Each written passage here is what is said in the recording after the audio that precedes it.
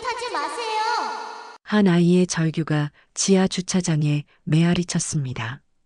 그 순간 한국 최고 대학병원장의 운명이 송두리째 뒤바뀌게 됩니다. 정해준 55세, 의료계의 신하라고 불리는 남자였습니다. 15년간 쌓아온 명성, 화려한 병원 장실, 그리고 누구나 부러워하는 사회적 지위. 하지만 그 모든 성공 뒤에는 가족 없는 저녁과 혼자 남은 공허함만이 자리하고 있었습니다. 아저씨, 제발 믿어주세요. 어젯밤에 봤어요. 어떤 사람들이 줄을 끊는 걸요. 아이의 목소리는 떨렸지만 눈빛만은 간절했습니다. 목 뒤에 있는 작은 모반이 형광등 불빛에 선명하게 드러났습니다. 그 모반은 혜준 가문에만 전해 내려오는 특별한 표식이었습니다. 혜준은 그 순간을 몰랐습니다. 자신을 구하려는 이 아이가 10년 전 잃어버린 연인 설인의 아들이라는 것을, 그리고 자신의 친아들이라는 충격적인 진실을 말입니다. 고마워, 꼬마야. 하지만 아저씨는 급해서. 혜준이 엘리베이터에 발을 내딛는 순간 운명의 톱니바퀴가 돌기 시작했습니다. CCTV에 포착된 와이어 절단 장면, 이혼한 전부인 유진과 이사장 박상무의 은밀한 음모, 게다가 곧 터질 횡령 스캔들까지. 한 아이의 외침이 밝혀낼 진실은 과연 무엇일까요?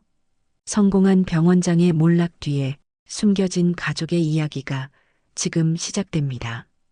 이것은 배신과 사랑, 그리고 진짜 가족의 의미를 찾아가는 한 남자의 이야기입니다. 아침 7시 대학병원 원장실에서 정해주는 커피 한 잔을 들고 창밖을 바라봤습니다. 커다란 유리창 너머로 서울 시내가 한눈에 들어왔습니다.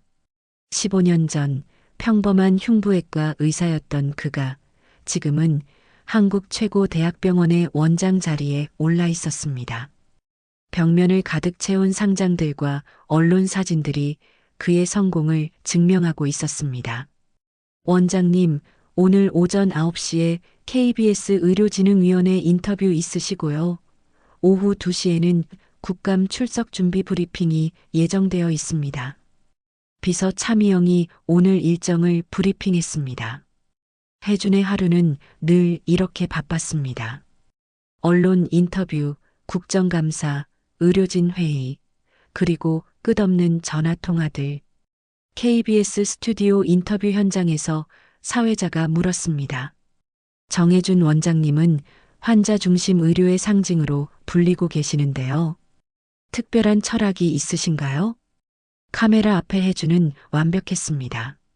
단정한 정장, 자신감 있는 목소리, 그리고 환자를 생각하는 따뜻한 눈빛까지. 환자는 단순히 치료 대상이 아닙니다. 한 가정의 아버지이고 어머니이며 소중한 자녀들이죠. 저는 늘 제 가족을 치료한다는 마음으로 환자들을 대합니다. 하지만 그 순간 혜준의 표정에 순간적으로 그림자가 스쳤습니다. 제 가족이라는 말을 하면서도 정작 자신에게는 돌아갈 가족이 없다는 현실이 가슴을 찔렀기 때문입니다. 삼촌, 또 야근이세요? 조카 도연이 따뜻한 김치찌개를 들고 원장실로 들어왔습니다. 22살 대학생인 도연은 혜준에게 유일한 가족 같은 존재였습니다. 도연아, 고마워. 내가 없었으면 삼촌은 진짜 혼자였을 거야. 삼촌, 언제까지 이렇게 혼자 사실 거예요? 삼촌만한 사람이 왜 가정을 꾸리지 못하시는지 이해가 안 돼요. 도연의 순수한 질문이 혜준의 가슴 깊은 곳을 건드렸습니다. 성공한 의사, 존경받는 원장. 하지만 저녁이면 텅 빈 집으로 돌아가는 55세 남자. 그것이 정해준의 진짜 모습이었습니다. 가끔은, 정말 가끔은 말이야, 이 모든 걸 다 내려놓고 싶을 때가 있어. 그냥 평범한 아빠로, 평범한 남편으로 살고 싶었던 때가 있었거든. 혜준은 창밖을 바라보며 중얼거렸습니다.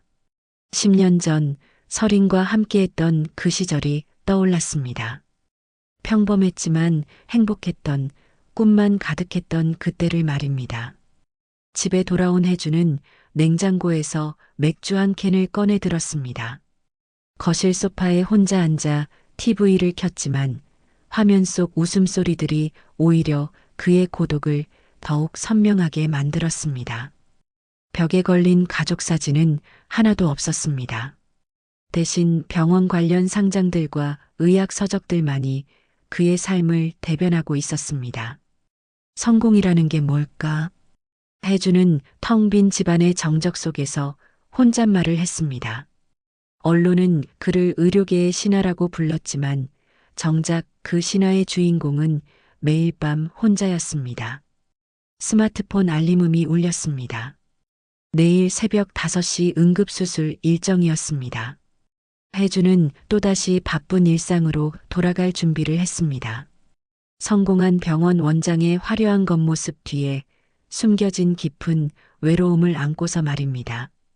그는 아직 몰랐습니다.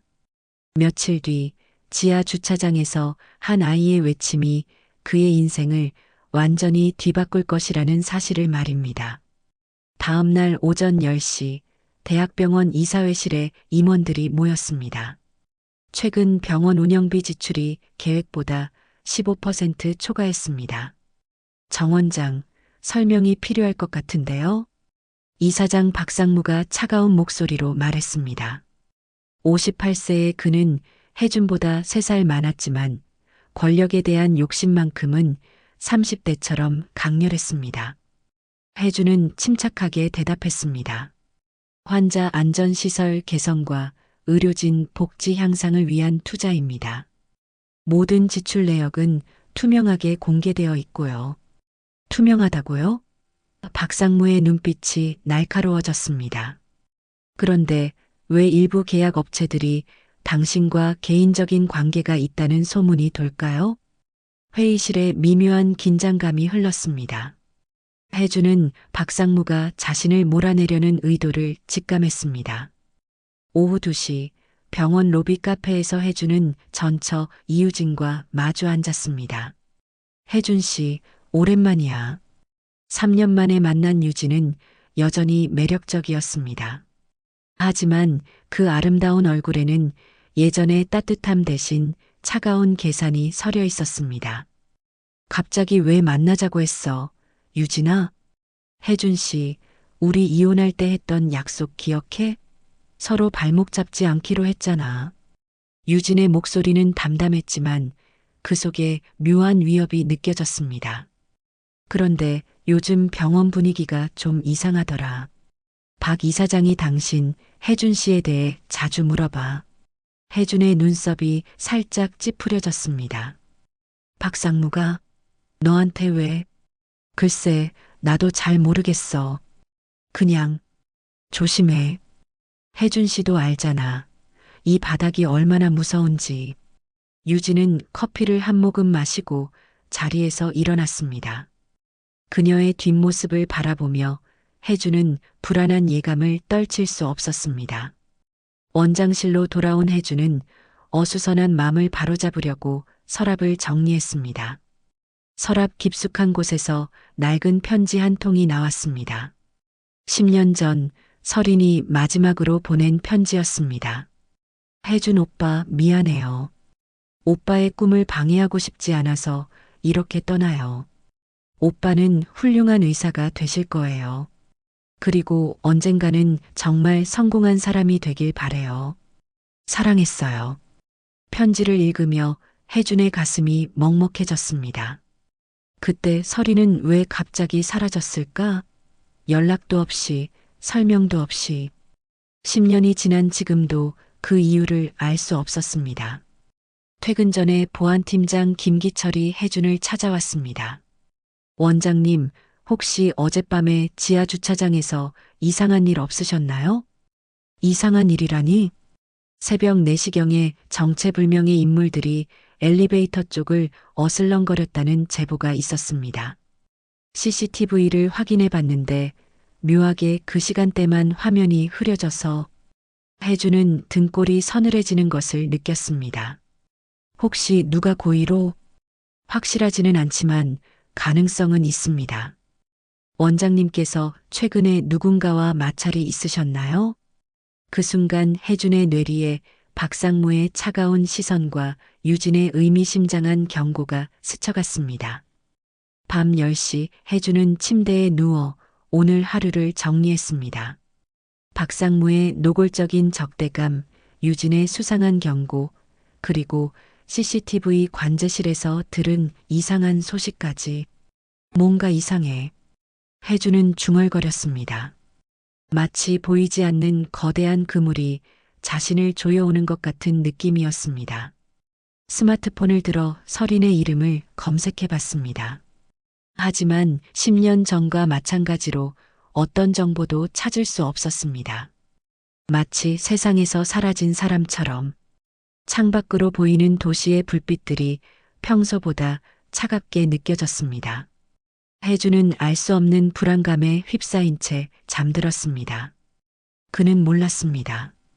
바로 그 순간 누군가가 병원 지하에서 엘리베이터 와이어를 조작하고 있다는 사실을, 그리고 내일 새벽 한 아이의 절규가 모든 것을 바꿀 거라는 사실을 말입니다. 다음 날 새벽 4시 혜주는 병원 지하 2층 주차장에 주차를 하고 있었습니다. 혜준의 차 시동 소리가 지하 주차장에 메아리 쳤습니다. 응급수술을 위해 새벽에 나온 것은 처음이 아니었지만 오늘은 왠지 모르게 불안한 기운이 감돌았습니다. 주차장 곳곳에 설치된 CCTV 카메라들이 빨간 불빛을 깜빡이며 그의 움직임을 따라갔습니다. 하지만 혜주는 몰랐습니다. 그중 몇 대가 이미 조작되어 있다는 사실을 말입니다. 띠링! 엘리베이터 도착 알림음이 울렸습니다. 혜주는 무의식적으로 엘리베이터를 타려는 순간이었습니다. 원장님, 그 엘리베이터 타지 마세요. 뒤에서 들려온 급박한 외침에 혜준이 돌아봤습니다. 9살 정도로 보이는 남자아이가 숨을 헐떡이며 달려오고 있었습니다. 낡은 운동화, 해진 옷차림, 그리고 간절한 눈빛. 꼬마야, 이 시간에 여기서 뭐하니? 혜주는 당황했습니다. 새벽 4시 병원 지하 주차장에 아이가 혼자 있을 이유가 없었기 때문입니다. 엄마 병실에서 나와서 화장실 가는 길이었어요. 그런데 또 그 나쁜 사람들이 왔길래 숨어서 지켜봤어요.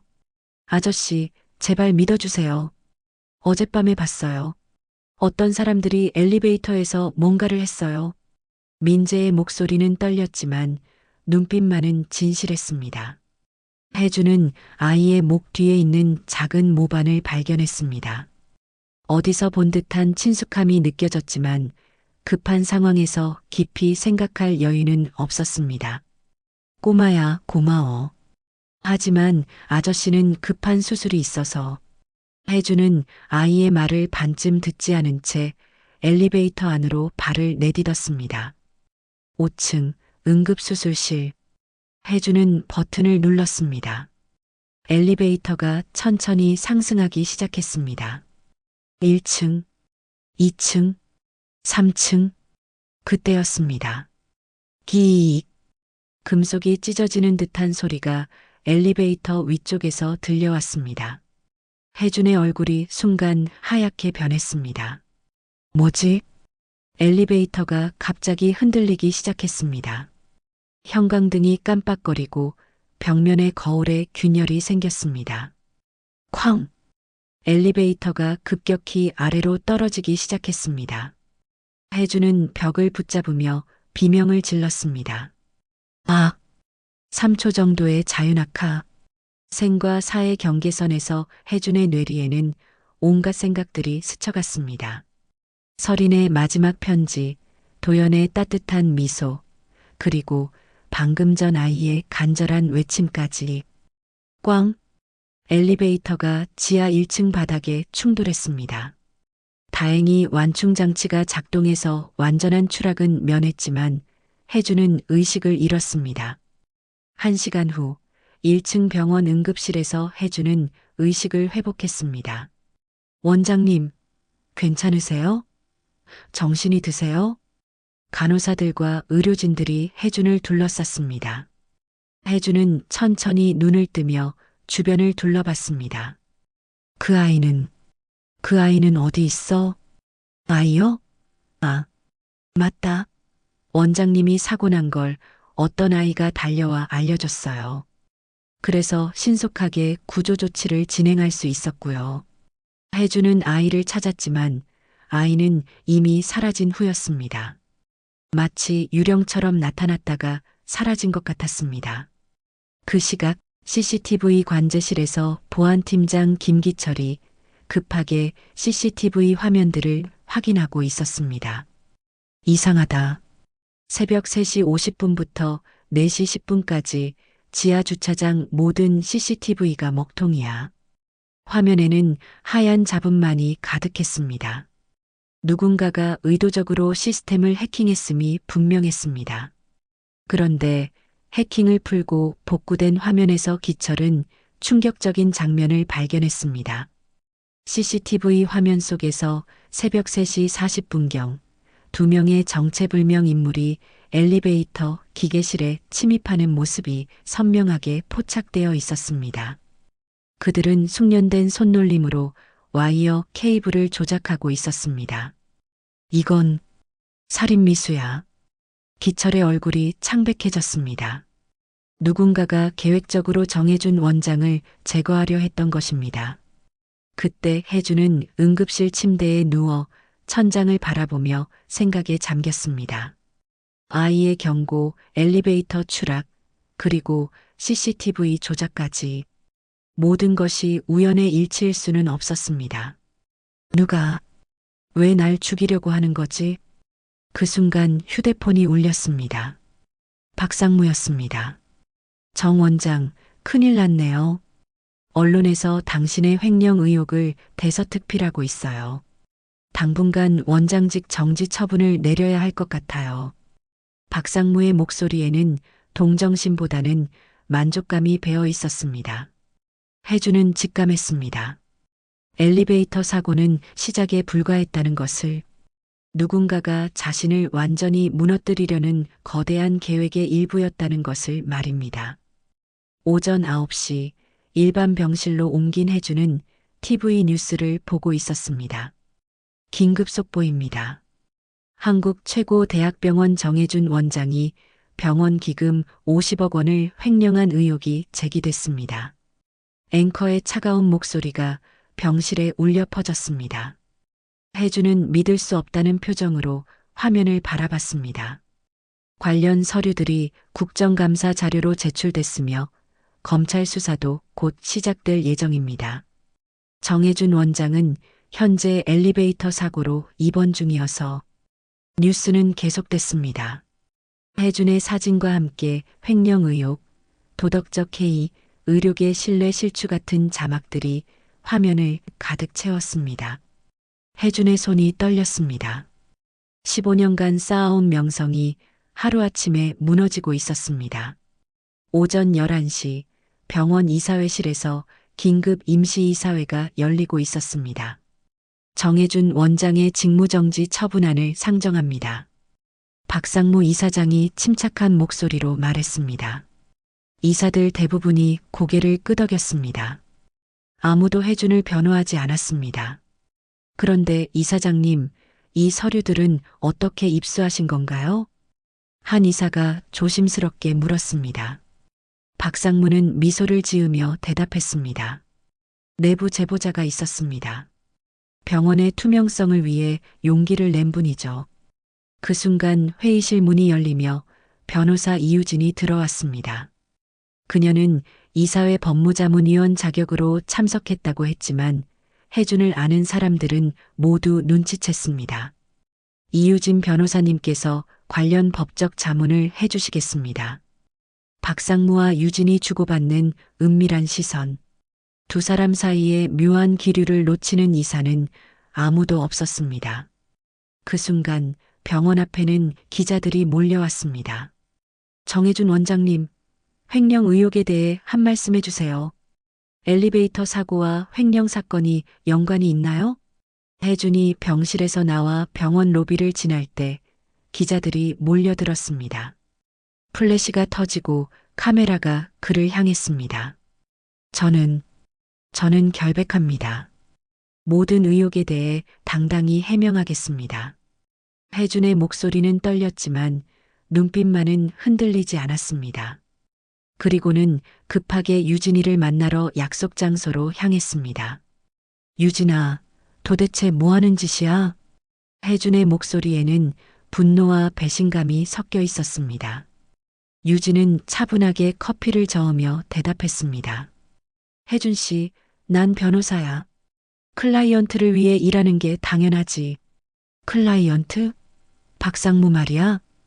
우리 사이에 어떻게? 유진의 입술에 차가운 미소가 번졌습니다. 우리 사이? 그건 이미 지난 얘기예요. 지금 이 세상에서 필요한 건 돈과 그 돈을 지켜줄 자리뿐이죠.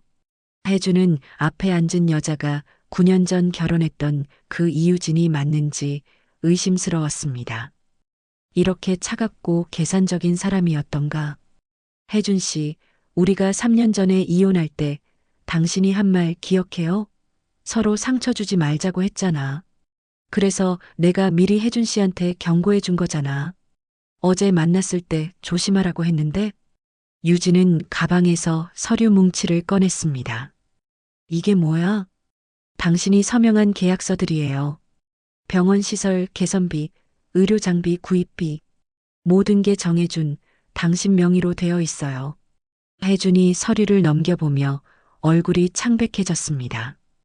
분명히 환자들을 위한 정당한 지출이었는데 어떻게 조작되어 있는지 횡령으로 보일 만한 내용들로 가득했습니다. 이건 조작된 거야. 조작이라고 증명할 수 있어요?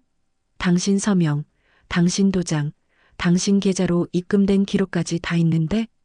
유진의 목소리는 냉정했습니다.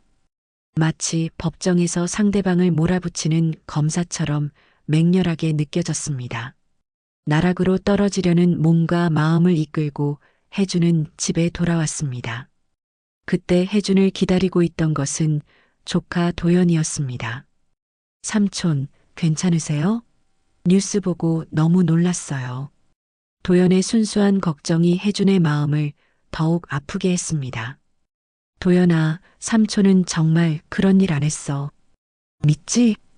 당연히 믿어요. 삼촌이 그런 분이 아니라는 거 제가 제일 잘 아는걸요. 도연의 따뜻한 말이 혜준의 메마른 마음에 단비 같았습니다. 온 세상이 등을 돌린 것 같은 상황에서 자신을 믿어주는 사람이 있다는 것만으로도 위로가 되었습니다. 혜준은 억지로 침대에 누워 천장을 바라보며 생각했습니다. 엘리베이터 사고, 횡령 의혹, 유진과 박상무의 배신까지 모든 것이 우연이 아니라 정교하게 계획된 함정이었습니다. 설마 왜 이렇게까지? 그 순간 휴대폰에 문자 메시지가 도착했습니다. 발신자 불명이었습니다. 진실을 알고 싶으면 내일 새벽 5시에 병원 지하 2층 주차장. 혼자 오세요. 경찰이나 다른 사람에게는 말하지 마세요. 혜주는 메시지를 읽으며 불안했지만 동시에 희망도 느꼈습니다. 누군가가 진실을 알고 있다는 것이었으니까요. 하지만 한 가지 의문이 들었습니다.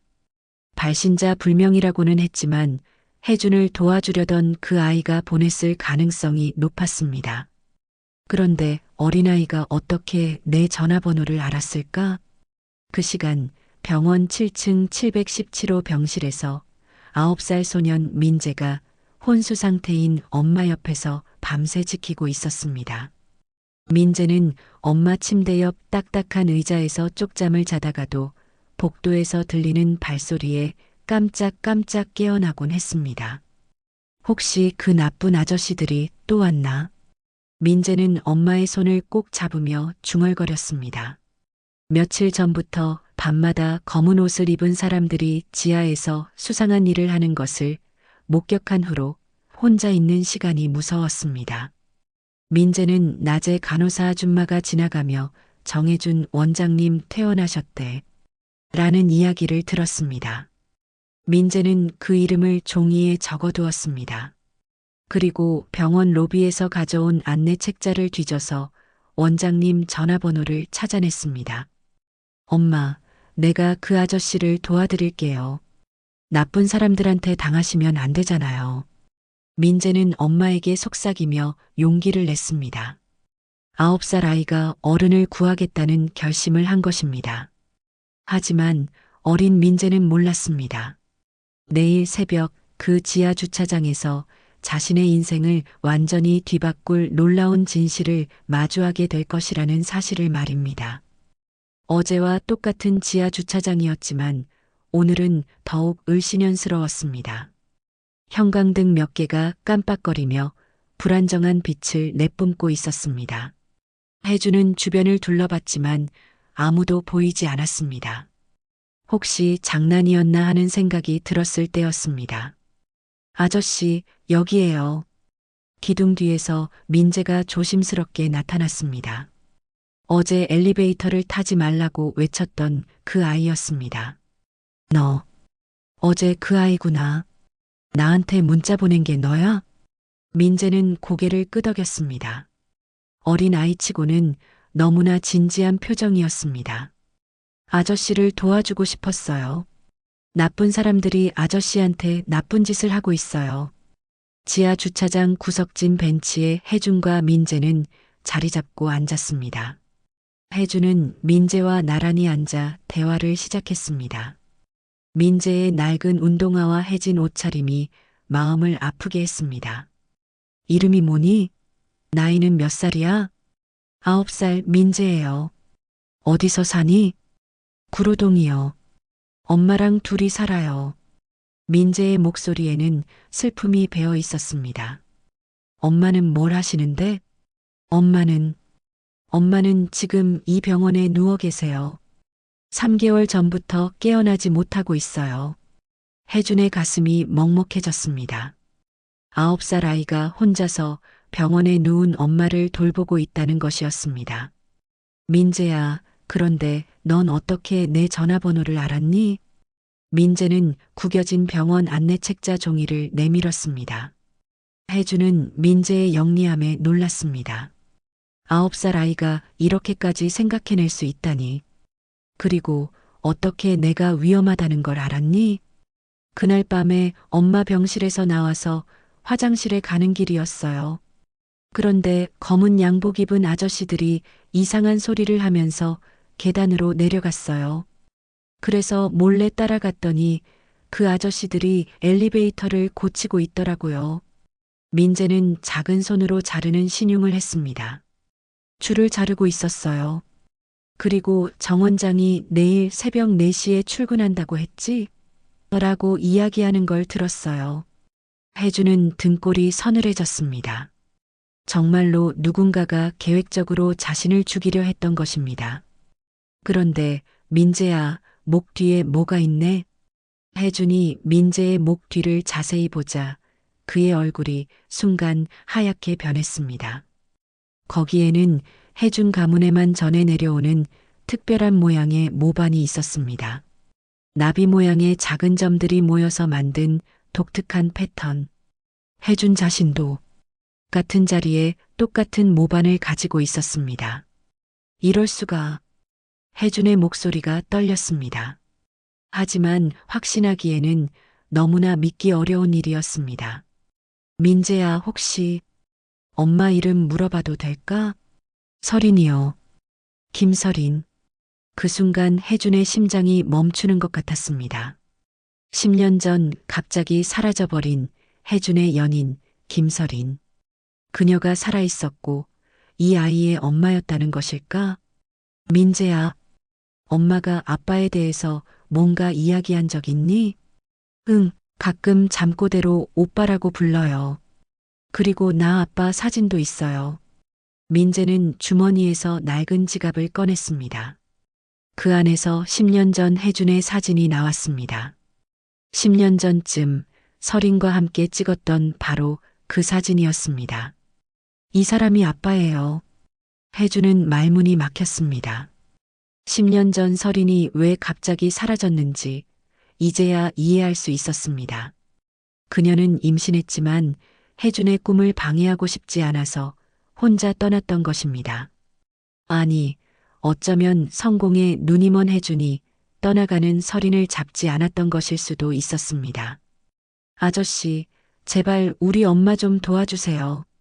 의사 아저씨들이 돈이 없으면 치료를 계속할 수 없다고 해요. 아저씨는 원장 선생님이니까 좀 도와주세요. 네. 민재의 눈에 눈물이 고였습니다. 엄마가 깨어나면 저한테 아빠 이야기를 해줄 거예요. 엄마는 아빠를 정말 사랑했다고 항상 말씀하셨거든요. 혜준의 가슴이 미어졌습니다. 10년간 자신이 알지 못했던 아들이 눈앞에 있었고 그 아이는 혼자서 병든 엄마를 지키고 있었던 것입니다. 민재야. 혜준은 떨리는 손으로 민재의 어깨를 감쌌습니다. 아저씨, 제 말 좀 믿어주세요. 그 나쁜 사람들이 아저씨를 해치려고 해요. 어젯밤에도 또 왔다 갔어요. 민재는 주머니에서 작은 메모지를 꺼냈습니다. 이건 그 사람들이 떨어뜨린 거예요. 메모지에는 횡령 증거 조작 완료. 다음 단계 실행이라고 쓰여 있었습니다. 그리고 아래쪽에는 박상무 이사장의 서명이 있었습니다. 혜주는 모든 퍼즐이 맞춰지는 것을 느꼈습니다. 엘리베이터 사고는 자신을 제거하려는 1차 계획이었고 횡령 의혹은 2차 계획이었던 것입니다. 민재야, 고마워. 정말 고마워. 혜주는 민재를 꼭 안아주었습니다. 이 작은 아이가 자신의 아들일 가능성이 높다는 것, 그리고 그 아이가 자신의 생명을 구해주었다는 것이 기적 같았습니다. 이제 아저씨가 엄마를 도와줄게. 그리고 그 나쁜 사람들한테 벌을 받게 할 거야. 민재의 얼굴에 처음으로 환한 미소가 번졌습니다. 마치 진짜 아빠를 만난 것처럼 행복해 보였습니다. 혜주는 결심했습니다. 자신을 무너뜨리려는 음모에 맞서 싸우겠다고. 그리고 10년 만에 찾은 가족을 지키겠다고 말입니다. 다음 날 임시이사회가 열렸습니다. 정해준 원장 해임 안건을 의결하겠습니다. 박상무의 차가운 목소리가 회의실에 울려 퍼졌습니다. 이사들은 하나둘씩 손을 들었습니다. 혜준을 변호하는 사람은 아무도 없었습니다. 만장일치로 가결입니다. 정해준 원장은 지금 즉시 병원장직에서 해임됩니다. 혜준은 회의실 문 밖에서 이 광경을 지켜봤습니다.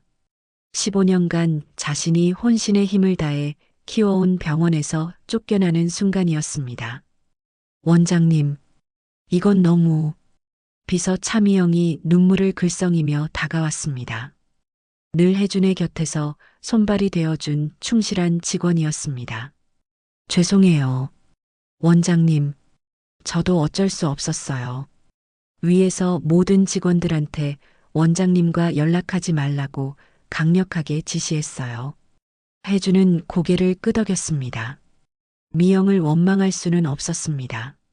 그녀도 생계를 위해 일하는 직장인일 뿐이었으니까요.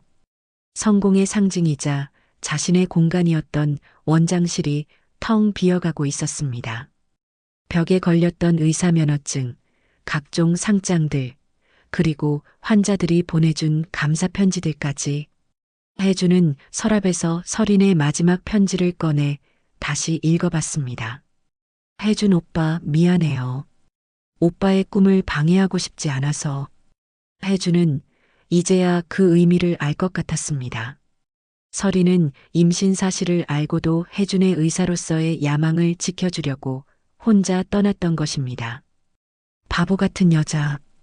혜준의 눈에 눈물이 고였습니다. 자신이 성공만을 위해 달려왔던 10년 동안 설인과 아이가 얼마나 힘들게 살았을지를 생각하니 가슴이 미어졌습니다. 혜준이 짐을 모두 정리하고 조용히 병원을 떠나려던 그때였습니다. 정해준 전 원장, 횡령 혐의에 대해 어떻게 생각하십니까? 사퇴 성명을 발표하실 건가요? 기자들의 플래시가 터지고 마이크가 혜준의 얼굴로 향했습니다. 혜준은 고개를 숙인 채 걸었습니다. 한때 VIP 전용 엘리베이터를 타고 다니던 그가 이제는 기자들을 피해 후문으로 나가야 하는 신세가 되었습니다. 저녁 7시 혜준의 집에 조카 도연이 찾아왔습니다. 삼촌, 밥은 드셨어요? 도연이 따뜻한 미역국을 끓여왔습니다. 혜준은 며칠째 제대로 된 식사를 하지 못했습니다. 도연아, 삼촌은 이제 모든 걸 잃었어. 병원도 명예도 돈도. 삼촌, 그런 말씀하지 마세요. 삼촌은 아직 살아계시잖아요. 그것만으로도 다행이에요. 도연의 순수한 위로가 혜준의 마음을 조금이나마 달래주었습니다. 그런데 삼촌, 정말 궁금한 게 있어요. 그 엘리베이터에서 삼촌을 구해준 아이 말이에요. 그 아이는 도대체 누구예요? 혜준은 잠시 망설이다가 입을 열었습니다.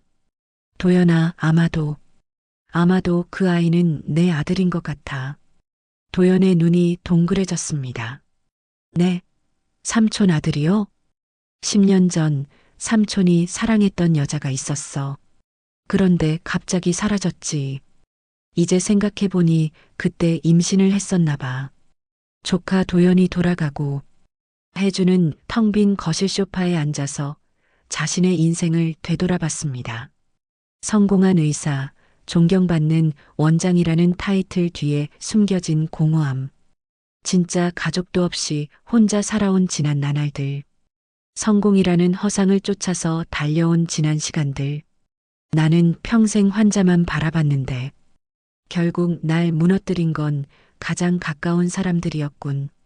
전처 이유진의 차가운 배신, 박상무 이사장의 치밀한 음모, 그리고 함께 일했던 동료들의 외면까지 모든 것이 한순간에 무너져 내렸습니다. 휴대폰이 울렸습니다. 알지 못하는 번호였습니다. 여보세요? 정혜준 씨죠? 저는 한국일보 사회부 기자인데요. 내일 일면에 실릴 독점 기사에 대해 코멘트 부탁드립니다. 무슨 기사 말입니까? 정혜준 전 원장의 숨겨진 사생활과 관련된 내용입니다. 10년 전 불륜 관계였던 여성과 숨겨진 아이에 대한. 혜준의 얼굴이 창백해졌습니다. 누군가가 설인과 민재에 대한 정보까지 언론에 흘렸다는 것이었습니다. 불륜이라니요? 말도 안 되는 유언비어입니다. 명예훼손으로 고소하겠습니다. 또 유언비어 유포자에게는 어떠한 선처도 해주지 않을 겁니다. 혜주는 단호하게 전화를 끊었습니다. 하지만 마음은 더욱 무거워졌습니다. 이제 설인과 민재까지 언론의 표적이 될 것 같았습니다. 혜주는 거실에서 맥주 한 캔을 들고 창밖을 바라봤습니다. 화려했던 서울의 야경이 오늘은 차갑게만 느껴졌습니다. 정말 모든 게 끝난 걸까? 그때 문자 메시지가 도착했습니다. 민재였습니다. 아저씨, 괜찮으세요? 뉴스에서 봤어요. 민재의 순수한 메시지가 혜준의 마음에 작은 자신감의 불씨를 지폈습니다. 자신을 믿어주는 사람이 아직 있었습니다.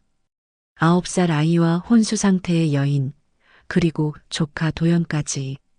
그래, 아직 끝나지 않았어. 혜주는 맥주캔을 내려놓고 일어났습니다. 비록 모든 것을 잃었지만 이제 진짜 지켜야 할 것들이 생겼습니다. 자신의 아들일 수도 있는 민재와 10년 만에 다시 만날 설인을 말입니다. 내일부터는 정말 힘든 싸움이 시작될 것입니다. 하지만 혜주는 더 이상 혼자가 아니었습니다. 힘을 내야만 했습니다. 다음 날 혜주는 민재가 말했던 7층 병실을 찾아왔습니다. 복도를 걸으며 가슴이 두근거렸습니다. 10년 만에 설인을 다시 만나게 될 순간이었습니다. 717호. 여기구나. 문틈으로 보이는 침대에 누워있는 여인. 비록 야윈 모습이었지만 혜주는 한눈에 알아볼 수 있었습니다. 설인이었습니다. 아저씨 왔어요? 민재가 반갑게 인사했습니다. 혜주는 침대에 누워있는 서린을 바라봤습니다. 10년의 세월이 흘렀지만 그녀의 얼굴은 여전히 아름다웠습니다. 민재야, 엄마는 언제부터 이렇게 되신 거니? 3개월 전이요. 계단에서 넘어지셨는데 머리를 다치셔서. 민재의 목소리가 작아졌습니다. 혜주는 서린의 의무 기록을 확인해 보았습니다. 뇌출혈로 인한 혼수 상태. 수술은 성공했지만 의식 회복이 지연되고 있다고 되어 있었습니다. 민재야, 아저씨가 엄마를 다시 검사해 볼게. 혹시 깨어날 수 있는 방법이 있을지도 몰라. 혜주는 동료 신경외과 의사 김성호에게 부탁해서 서린의 상태를 다시 정밀 검사받게 했습니다. 정 교수, 다행이야. 뇌 손상은 생각보다 심하지 않아. 뇌압이 조금 높긴 하지만 적절한 약물 치료와 물리 치료를 병행하면 의식 회복 가능성이 충분해. 성우의 말에 혜준의 얼굴이 밝아졌습니다. 정말이야? 그럼 왜 지금까지? 솔직히 말하면 치료비 문제 때문에 적극적인 치료를 못 받았던 것 같아. 혼수 상태 환자는 보호자가 포기하면 그만이거든. 혜주는 가슴이 미어졌습니다. 돈이 없어서 제대로 된 치료를 받지 못했다니. 자신이 10년 동안 모르고 있었던 사이에 서린과 민재가 얼마나 힘들게 살았을지 뼈저린 아픔이 느껴졌습니다. 혜준이 잘못된 상황을 바로잡으려고 뛰어다닌 지 2주일이 지났습니다. 그동안 서린은 최적의 약물 치료를 받았습니다. 그리고 오늘 서린의 병실에서 혜준은 서린의 손을 잡고 말을 걸고 있었습니다. 서린아, 나야. 혜준이. 10년 만이지? 혜준은 서린의 손을 꼭 잡고 말했습니다. 의학적으로 혼수 상태 환자에게 말을 거는 것이 의식 회복에 도움이 된다는 것을 알고 있었습니다. 미안해. 정말 미안해. 내가 왜 떠났는지 이제야 알겠어. 민재 때문이었구나. 아니, 내 욕심 때문이야. 정말 미안해. 민재는 엄마 옆에서 혜준의 말을 듣고 있었습니다. 아저씨, 엄마가 가끔 손가락을 까딱까딱해요. 깨어나려고 하는 것 같아요. 그때였습니다. 서린의 눈꺼풀이 살짝 떨렸습니다. 서린아, 들리니? 혜주는 급하게 서린의 상태를 확인했습니다. 맥박이 빨라지고 있었습니다. 30분 후 서린이 작은 신음소리를 내며 천천히 눈을 떴습니다. 처음에는 초점이 맞지 않았지만 점점 주변을 인식하기 시작했습니다. 엄마, 민재가 울음을 터뜨렸습니다. 3개월 동안 기다렸던 순간이었습니다. 민재야, 민재. 서린은 힘겹게 민재의 이름을 불렀습니다. 그리고 시선을 돌려 옆에 서 있는 혜준을 보았습니다. 오빠, 혜준. 오빠. 서린의 눈에 눈물이 고였습니다. 10년 만에 다시 만난 사랑이었습니다. 서린의 상태가 서서히 안정되고 나서 혜준은 조심스럽게 궁금했던 것들을 물어봤습니다. 서린아, 왜 그때 아무 말 없이 떠났어? 서린은 민재를 바라보며 말했습니다. 오빠가 그때 막 교수로 임용되면서 너무 바쁘셨잖아요. 해외 학회 출장도 많으시고 집안에서도 반대하시고 또 오빠는 병원장이라는 목표가 있었잖아요. 결혼할 처지도 아닌데 임신까지 했으니 그래서 혼자 결정했어요. 바보야. 그런 걸 왜 혼자 결정해. 나도 아버지가 될 권리가 있었는데. 혜준의 목소리가 떨렸습니다. 미안해요, 오빠. 정말 미안해요. 민재가 두 사람을 번갈아 보며 물었습니다. 그럼 정말 이 아저씨가 제 아빠예요? 서린이 고개를 끄덕였습니다. 그래, 민재야. 이분이 내 아빠야. 바로 그 순간 혜준의 휴대폰이 울렸습니다. 비서 차미영이었습니다. 원장님, 급한 일이 있어서 연락드려요. 차미영의 목소리는 흥분되어 있었습니다. 미영 씨, 무슨 일이에요? 원장님 해임 소식을 듣고 너무 억울해서 김기철 팀장님과 함께 몰래 조사를 해봤어요. 그런데 정말 충격적인 걸 발견했어요. 해주는 귀를 기울였습니다. 김기철 팀장님이 CCTV를 더 자세히 분석해 봤는데 박 이사장과 이유진 변호사가 엘리베이터 조작 전날 밤 주차장에서 범인들과 만나는 장면이 선명하게 나왔어요. 그리고 저는 박 이사장님 집무실 휴지통에서 중요한 증거를 찾았어요. 어떤 증거요? 진짜 계약서와 조작된 계약서가 따로 있었어요. 박 이사장이 원장님 서류들을 위조한 거예요. 그리고 더 놀라운 건 박 이사장 컴퓨터에서 제2제거 작전이라는 파일도 발견했어요. 병원 근처 한적한 카페에서 정혜준, 김기철, 차미영 세 사람이 만났습니다. 김기철 보안팀장이 노트북을 펼치며 증거들을 보여주었습니다. 원장님 보세요. 이 CCTV 영상에는 박상무 이사장과 이유진 변호사가 범인들에게 서류 봉투를 건네는 장면까지 나와 있습니다.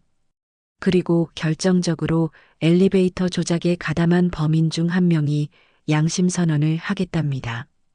이어서 비서 차미영이 USB를 꺼내며 덧붙였습니다. 그리고 이 USB에는 박 이사장 컴퓨터에서 복사한 모든 파일이 들어 있어요. 어떻게 원장님을 모함할지 단계별로 계획한 문서들이에요. 해주는 믿을 수 없다는 표정으로 자료들을 살펴봤습니다. 정말 이렇게까지 치밀하게 계획했다니. 자료를 꼼꼼히 살펴본 다음 해주는 앞에 있는 두 사람을 바라봤습니다. 그런데 차미영 실장님, 김기철 팀장님, 두 분께서는 왜 이렇게까지 절 도와주시는지. 해준에게는 아직 사람에 대한 의심이 남아 있었습니다. 비서 차미영이 먼저 조심스럽게 입을 열었습니다. 원장님, 아무리 윗선에서 지시가 내려왔어도 제가 먼저 알려드렸어야 했는데 정말 죄송해요. 지난번 저희 아버지 수술도 그렇고 그동안 원장님께서 제게 얼마나 많은 배려를 해주셨는데 죄송합니다. 정혜준 원장님, 보안팀장 김기철도 망설이지 않고 대답했습니다. 원장님께서는 학력도 경력도 미비한 제게 오직 성실함과 근무 성과만으로 보안팀장이라는 중책을 맡겨주셨습니다. 저는 지금 제 할 일을 하고 있을 뿐입니다. 원장님, 이제 경찰에 신고해야 합니다. 기철이 단호하게 말했습니다. 맞아요. 이 정도 증거면 충분해요. 원장님 무죄는 물론이고 저 사람들 모두 감옥 가게 할 수 있어요. 미영의 목소리에는 분노가 섞여 있었습니다. 해주는 이제 정말 혼자가 아니었습니다. 세 사람은 함께 경찰서로 향했습니다. 담당 형사는 증거들을 보고 눈을 크게 뜨며 말했습니다. 이 정도면 살인미수, 업무상 배임, 증거조작, 명예훼손까지 모든 혐의가 명확하네요. 즉시 수사에 착수하겠습니다. 그날 밤 설인의 병실에서 민재가 해준에게 물었습니다. 아빠, 이제 나쁜 사람들한테 벌 줄 수 있어요? 아빠라는 호칭이 해준의 가슴을 따뜻하게 만들었습니다. 그래, 민재야. 아빠가 모든 걸 해결할 거야. 설인이 해준의 손을 잡았습니다. 오빠 고마워요. 앞으로는 내가 너희 둘 다 지킬 거야. 다시는 둘만 놔두지 않을게. 해준은 다짐했습니다. 10년 늦었지만 이제라도 진짜 가족이 되겠다고 말입니다. 창밖으로 보이는 도시의 불빛들이 어제와는 다르게 따뜻하게 느껴졌습니다. 비록 모든 것을 잃었지만 가장 소중한 사람들을 찾았습니다. 해주는 설인과 민재를 바라보며 생각했습니다. 진짜 성공은 이런 것이구나. 화려한 병원장실도, 언론의 찬사도, 사회적 명예도 모두 허상이었습니다. 진정한 행복은 사랑하는 사람들과 함께하는 이 순간에 있었던 것입니다. 10년 만에 찾은 가족. 비록 늦었지만 이제부터라도 제대로 된 아빠가 되고 싶었습니다. 6개월 후 서울중앙지방법원에서 박상무와 이유진의 선고 공판이 열리고 있었습니다. 피고인 박상무, 피고인 이유진에 대한 판결을 선고하겠습니다. 판사의 엄숙한 목소리가 법정에 울려 퍼졌습니다. 방청석에는 혜준과 설인, 그리고 민재도 앉아 있었습니다. 피고인 박상무는 살인미수죄, 업무상 배임죄, 증거인멸죄로 징역 8년을 선고합니다. 피고인 이유진은 공동정범으로 징역 5년을 선고합니다. 박상무는 고개를 숙인 채 아무 말도 하지 않았습니다. 하지만 이유진은 혜준을 바라보며 입술을 깨물었습니다. 한때 부부였던 두 사람의 마지막 시선 교환이었습니다. 아빠, 이제 정말 끝난 거예요? 민재가 혜준의 손을 꼭 잡으며 물었습니다. 응, 민재야. 이제 정말 끝났어. 혜준은 민재의 머리를 쓰다듬으며 대답했습니다. 길고 긴 악몽이 드디어 끝났습니다. 선고 공판 이후에도 혜준은 대학병원으로 돌아가지 않았습니다. 대신 경기도 일산에서 작은 혜린가정의학과 의원을 열었습니다. 혜린은 혜준과 설인의 이름을 합친 것이었습니다. 원장님, 다음 환자분 들어오셔도 될까요? 간호사복을 입은 설인이 미소를 지으며 말했습니다. 설인은 완전히 회복된 후 간호조무사 자격을 취득해서 혜준과 함께 일하고 있었습니다. 네, 들어오시라고 하세요. 혜준의 얼굴에는 평온한 미소가 번져 있었습니다. 대학병원장 시절에 바쁘고 복잡했던 일상과는 전혀 다른 모습이었습니다. 아빠, 오늘 학교에서 그림 그리기 대회에서 1등 했어요. 민재가 상장을 들고 뛰어왔습니다. 혜준은 민재를 번쩍 들어 올렸습니다. 우리 민재 정말 대단하다. 어떤 그림을 그렸는데? 아빠, 엄마, 저 3명이 손잡고 웃고 있는 그림이요. 제목은 세상에서 가장 행복한 우리 가족이에요. 설인의 눈에 눈물이 고였습니다. 민재가 얼마나 가족을 그리워했는지 알 수 있었습니다. 혜준 오빠, 후회하지 않아요? 대학병원 원장이었는데 이렇게 작은 의원에서. 설인이 조심스럽게 물었습니다. 혜준은 웃으며 대답했습니다. 후회? 전혀. 오히려 그때보다 훨씬 행복해. 환자들도 진심으로 고마워하고 집에 오면 너희가 기다리고 있고 이보다 더 바랄 게 뭐가 있겠어. 민재가 입을 크게 벌리며 말했습니다. 아빠는 정말 세상에서 제일 좋은 의사 선생님이에요. 오늘도 할머니가 아빠 덕분에 무릎이 하나도 안 아프다고 하셨어요. 그날 밤 민재가 잠든 후 혜준과 설이는 거실에서 차를 마시고 있었습니다. 오빠, 정말 많이 바뀌었어요. 뭐가? 예전에는 항상 바쁘고 스트레스 받아 보였는데 지금은 정말 편안해 보여요. 혜준은 설인의 손을 잡았습니다. 설인아, 고마워. 너와 민재가 내 인생의 진짜 의미를 찾게 해줬어. 저야말로 고마워요. 10년 동안 혼자 키우면서 얼마나 힘들었는지. 이제는 정말 든든해요.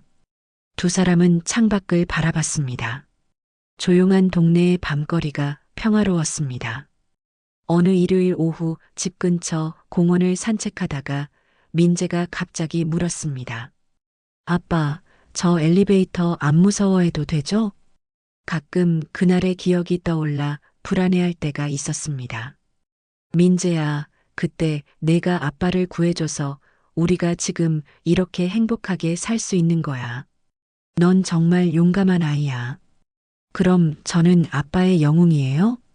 그럼 넌 아빠의 영웅이고 엄마의 자랑이야. 설인이 민재를 꼭 안아주었습니다. 혜준은 하늘을 바라보며 생각했습니다. 사람들은 성공을 위해 달려가면서 정작 가장 소중한 것들을 놓치고 삽니다. 저 역시 그랬습니다. 화려한 병원장실에서 혼자 앉아 있을 때는 몰랐습니다. 진짜 성공이 무엇인지 말입니다. 지금 이 순간 사랑하는 아내와 아들과 함께 공원에서 도시락을 먹으며 웃고 있는 이때가 제 인생에서 가장 성공한 순간입니다. 때로는 모든 것을 잃어야 정말 소중한 것이 무엇인지 깨닫게 됩니다. 그 엘리베이터 사고가 없었다면, 민재의 용기 있는 외침이 없었다면, 저는 평생 진짜 가족의 의미를 모르고 살았을 것입니다. 진짜 성공은 가족과 함께 웃고 있는 지금 이 순간이었습니다. 지금까지 정혜준의 이야기를 들어주셔서 감사합니다. 다음에는 더 좋은 이야기로 찾아뵙겠습니다. 그럼 오늘도 즐겁고 건강한 하루가 되시길 바랍니다. 감사합니다.